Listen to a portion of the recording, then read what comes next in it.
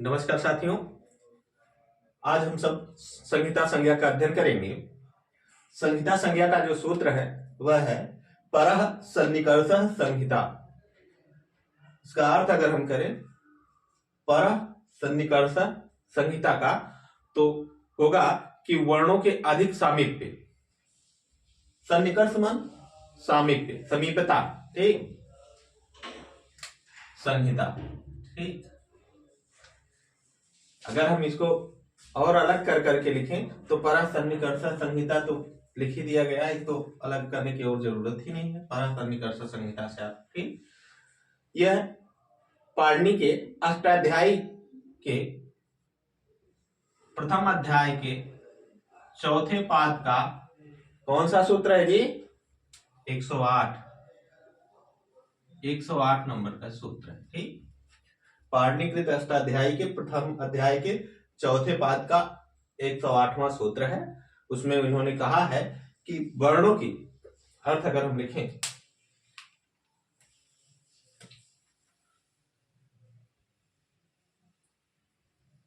अर्थ अगर लिखा जाए इसका तो होगा वर्णों की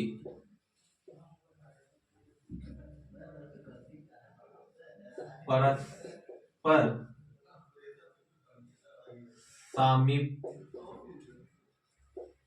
सामीप्यता संहिता कहलाती है।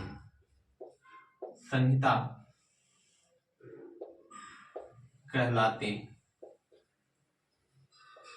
है। वर्णों की परस्पर सामीप्यता जो है वह क्या कहलाती है? संहिता कहलाती है। जैसे उदाहरण अगर हम देखें तो जैसे शब्द लीजिए मधुधनारी, मध्वय, मधु धन आरी, ठीक। रूप क्या बनेगा? क्या बनेगा जी? हाँ, मध्वरी। अब यहां जो परस्पर वर्णों की समीप्यता है वह कौन सा है? उ, और यानी हरस्व उकार और हरस्व आकार, ठीक। और कोई रमेश ले लीजिए,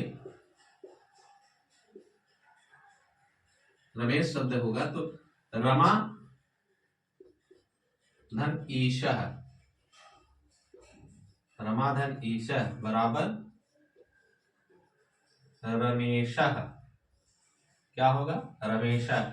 इसमें कौन सा वर्ण होगा? किस किस वर्ण की समीप्यता दिखाई गई है? दीर्घ आकार और दीर्घ इकार की, ठीक। अब प्रश्न ये होगा कि संहिता संज्ञा होती कहां है? तो इसके लिए एक सूत्र है, ठीक। एक श्लोक है, आप उसको नोट कर सकते हैं कि संहित, नहीं तो सुन लीजिए। संहितैक पदे नित्या नित्या धातोपसर्गयो। संहितैक पदे नित्या, लिख दे रहे हैं, संहितैक पदे नित्या, संहितैक पदे नित्या कहां होती है? संहिता एक पद में नित्य होती है। संहितैक पदे नित्या नित्या धातु उपसर्गयो। और क्या? नित्या धातु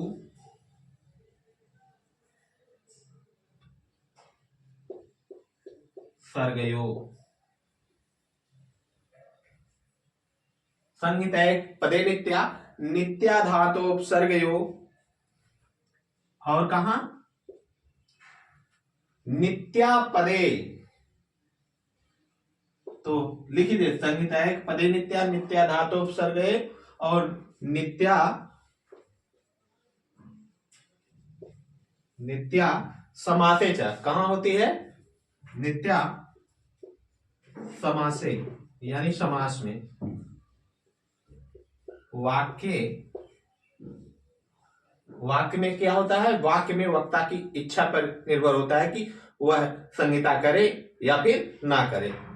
वाक्य तु सा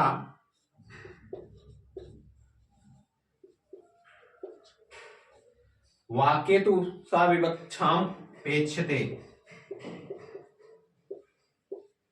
वाक्य तु सा विवक्षाम उपेक्षते। देखिए, इससे प्रश्न पूछा जाता है कि संहिता कहां कहां नित्य होती है। ठीक, अभी हाल ही की बीपीएससी तैयारी 2 में जो है यह प्रश्न पूछा गया था कि संहिता कहां कहां नित्य है। तो संहिता एक पद में नित्य होती है, धातु और उपसर्ग में भी संहिता नित्य होती है, और समास में भी नित्य होती है। लेकिन वाक्य में जो है वह जो वक्ता है उस पर निर्भर है कि वह संहिता करके शब्द को बोले या फिर संहिता से अलग, मतलब बगैर संहिता के ही। ठीक,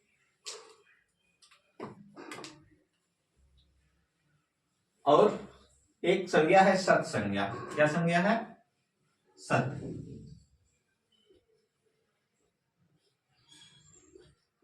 सत संज्ञा, इसी को इसी में समझ लीजिए। ठीक, सत संज्ञा क्या है? देखिए, इसका सूत्र जो है, सूत्र है सत संज्ञा का तव सत। क्या है?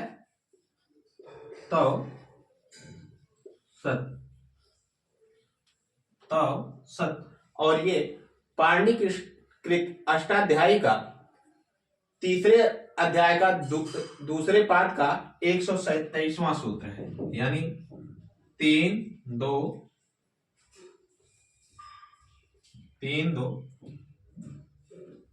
1 2 7। ठीक, अब ये कहता क्या है कि सत्र और सानच इनकी जो है सत्संज्ञा होती है। सूत्र कहता है कि अर्थ जो है सत्र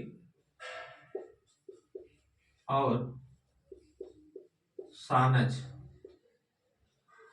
सत्र और सानच प्रत्ययों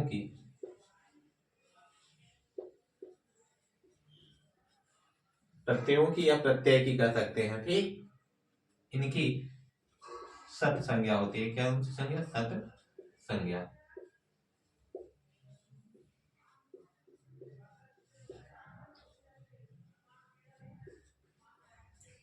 संहिता संज्ञा आपका आरपीएससी सेकेंड ग्रेड का जो टीचर का एग्जाम होता है उसमें भी उसके सिलेबस में है। ठीक,